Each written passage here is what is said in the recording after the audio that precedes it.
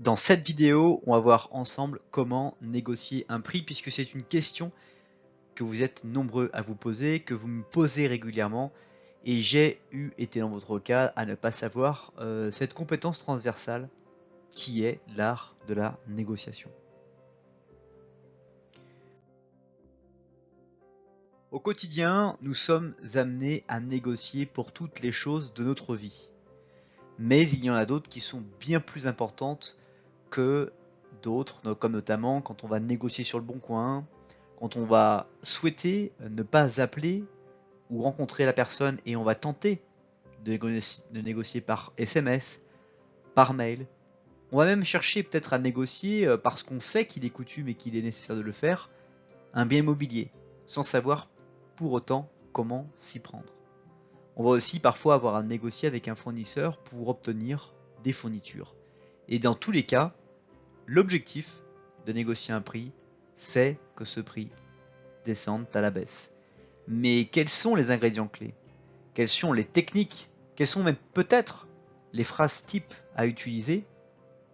C'est ce que je te propose de voir dans cette vidéo.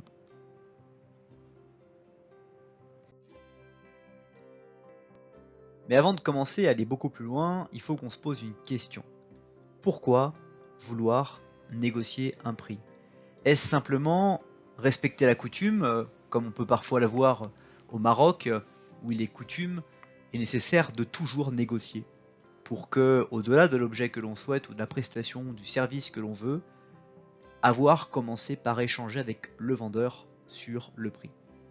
Pourquoi négocier un prix? C'est vouloir considérer, en tant qu'acheteur, que le prix qui est annoncé n'est pas un prix qui est ferme et définitif, parce que ce prix est soumis à des certitudes, mais aussi à des incertitudes, et donc n'est pas quelque chose qui est vraiment impossible à garder et à conserver. Un prix, quelque chose qui par définition, une somme d'erreurs, de calcul, de réflexion et d'analyse, et le prix d'aujourd'hui peut être différent du prix de demain selon différents facteurs d'influence. Donc déjà, pourquoi négocier un prix? C'est parce que on sait que le prix d'une chose ne va pas être toujours pour toujours le même prix et donc que c'est fluctuant.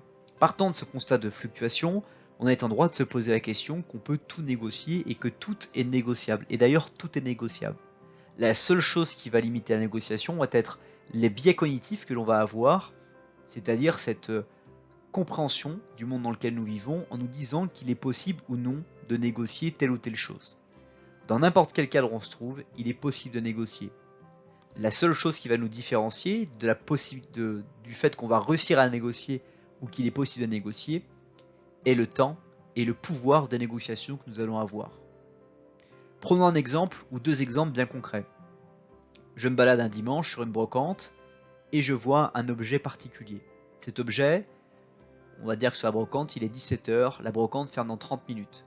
Le vendeur veut avoir vendu son objet parmi les objets pour pouvoir avoir le sentiment d'être parti en ayant vendu le plus de choses possible. Aussi, peut-être que le vendeur a déjà bien vendu les objets qu'il voulait et a peut-être récupéré beaucoup plus d'argent que ce qu'il avait espéré de la journée de brocante qu'il a faite. Vous voyez cet objet et vous vous dites que cet objet irait parfaitement chez vous et c'est justement un objet que vous avez rêvé le jour d'avant dans votre sommeil. Et vous vous dites c'est absolument formidable. Si vous êtes trop dans l'émotionnel, vous allez proposer un prix ou écouter le prix du vendeur et lui dire oui. Parce que pour vous, ce sera plus fort l'émotionnel que peut-être les besoins ou les subtilités du vendeur qui est dans le besoin de vendre cet objet et qui est prêt à concéder un prix. A l'inverse, si vous êtes en train de voir cet objet et que vous vous dites combien pourrais-je l'acheter? À combien ça pourrait valoir? Est-ce que j'ai une idée de ce prix-là? Tout l'art des brocantes, c'est qu'on ne sait jamais le prix de marchand, c'est vraiment les deux parties qui vont définir ce prix, au même titre qu'au Maroc, comme j'ai pu le présenter juste avant. Dans cet exemple très précis, vous voyez qu'il y a un pouvoir du côté du vendeur et un pouvoir du côté de l'acheteur. L'acheteur peut savoir que le vendeur va fermer la brocante dans 30 minutes et que s'il veut vraiment vendre son objet, il va avoir peut-être des scrupules. Donc dans ce cas-là, vous allez pouvoir discuter avec le vendeur. Depuis combien de temps a-t-il cet objet? Comment l'a-t-il obtenu? Pourquoi cherche-t-il à le vendre?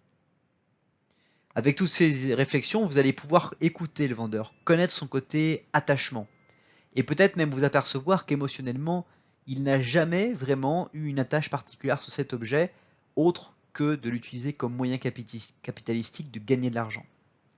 À ce compte-là, vous allez pouvoir comprendre qu'il est possible pour vous de jouer un coup, de lui dire écoutez, votre prix me paraît beaucoup trop élevé que celui-ci. Et alors je vous propose plutôt celui-ci et je pars avec l'objet maintenant. Ça, c'était un premier exemple. Un autre exemple pour négocier un prix, pourquoi négocier un prix, c'est le fait où on peut comprendre que un vendeur pressé va avoir plus de capacité à vendre de suite plutôt que s'il n'est pas pressé. Donc pourquoi négocier un prix? Parce que d'abord, c'est quelque chose qui va varier et parce que ça permet aussi de mieux apprendre sur le vendeur, mais aussi sur l'objet ou le service que l'on souhaite. Alors quand négocier un prix? Évidemment, il y a différentes situations dont on n'aura pas le temps de parler dans cette vidéo, mais de manière générale, on négocie un prix quand on est prêt. Donc comme je t'ai expliqué juste avant, si on reprend l'exemple de la brocante, on va discuter avec le vendeur. Comment as-tu lu son objet? Quelle est l'histoire de cet objet? Pourquoi décide-t-il de le vendre? À qui l'avait-il acheté? Pourquoi pense-t-il que la valeur de cet objet, c'est là le coût qu'il a annoncé? Discuter, discuter et discuter. Par contre, j'ai pas bien compris, vous m'expliquez ça, mais j'ai pas bien compris, c'est à qui que vous l'avez acheté. Et vous allez prétexter pour discuter, montrer votre intérêt pour l'objet sans parler de prix. Même si le vendeur a peut-être dans une brocante eu la capacité de vous donner le prix au bon moment parce qu'il est expérimenté, il est habitué à avoir des transactions financières et de savoir comment céder ou comment la personne émotionnellement, dans quel état d'esprit est-elle par rapport à la manière dont elle interagit avec lui. Et à un moment donné, vous allez lui dire, bon écoutez, cet objet m'intéresse et je pense que l'on peut faire affaire ensemble. Que penseriez-vous si je vous proposais d'acheter cet objet à tel coût?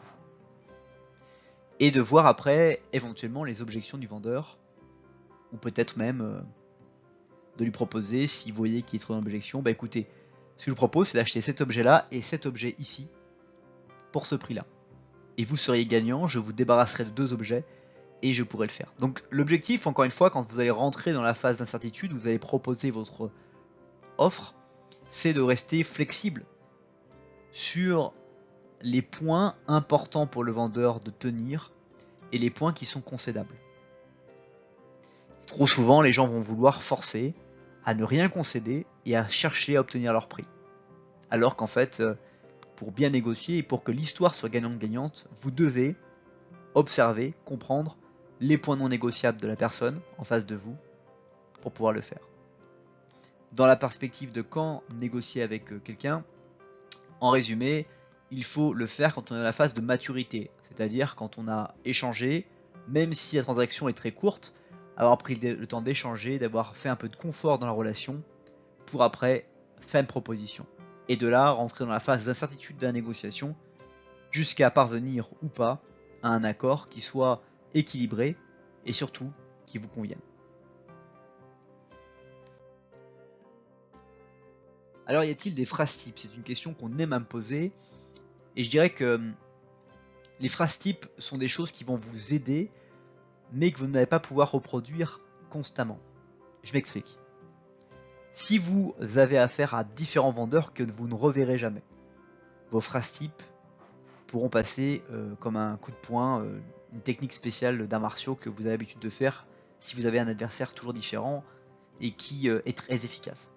En revanche, si vous faites toujours affaire au même adversaire, vous n'allez pas pouvoir utiliser toujours la même technique parce que votre adversaire va développer une défense face à ces techniques-là. Au même titre que vous, si vous étiez le défenseur, vous développeriez une technique pour ne pas vous faire surprendre à nouveau par cette faculté. Donc les phrases types, c'est très bien pour commencer quand vous cherchez à apprendre à négocier, mais ce n'est pas une solution finale. Les phrases types doivent être prononcées au moment clé de la négociation. Ce fameux moment où vous avez senti que l'interaction avec la personne qui est en train de vous vendre quelque chose est arrivée à maturité. Et à ce moment-là, de commencer à lancer le prix. Une question qu'on me pose souvent, c'est notamment en investissement immobilier. Lorsque vous allez voir avec un agent immobilier un bien et le propriétaire n'est pas présent. À quel moment faire une proposition et comment faire en sorte que ces propositions soient intéressantes. En général, ce qu'il faut faire, c'est la phrase type, si vous voulez une phrase type pour ce genre de situation, c'est de bien discuter avec l'agent immobilier, de observer le bien, d'essayer de comprendre quand est-ce que le propriétaire actuel l'avait acquis, pour quelles raisons, quels sont les travaux qu'il a réalisés depuis qu'il l'a acquis, quelles sont les raisons pour lesquelles il est amené à vendre actuellement, et comment le prix de vente du site a été défini. Et puis à un moment donné de dire, bah écoutez, moi avec tout ce que je vois, avec les perspectives et les travaux qui seraient réalisés dans ce bien immobilier, qu'est-ce que vous pensez si on proposait ensemble au propriétaire ce prix-là? Et très souvent, vous allez avoir l'agent immobilier qui va commencer à vous expliquer des choses, des objections, des contre-arguments, parce qu'il va très rapidement faire le calcul de ses commissions, qui sont très souvent à la charge du vendeur, avec le prix du bien immobilier, et donc qui va faire la différence et qui va se rendre compte des concessions qu'il va devoir lui aussi faire et qu'il n'est pas prêt à faire. Et dans ce cas-là, vous n'avez plus qu'à lui dire, écoutez, je pense que vous estimez que c'est pas intéressant de proposer ça à votre propriétaire, mais moi je pense qu'il le comprendra et qu'il est prêt à l'écouter. Et l'objectif, c'est qu'un agent immobilier passe votre offre et qu'après les négociations puissent s'enchaîner avec le propriétaire, voire à ce que vous ayez en conversation directe le propriétaire pour finaliser la transaction. Donc encore une fois, pour répéter à nouveau ce que je t'ai dit, une phrase type est un bon moyen dans la phase de maturité à utiliser, mais tu ne pourras pas utiliser toujours la même phrase type avec des personnes que tu vas rencontrer fréquemment. Tu devras modifier, tu devras faire évoluer ton style, et parfois même, plus tu vas connaître l'autre personne, plus tu vas devoir aller directement vers la négociation, puisque la phase de maturité sera beaucoup plus courte. Et donc de mettre les formes et la manière pour chercher à obtenir et à avoir le prix de la prestation qui est correspondant.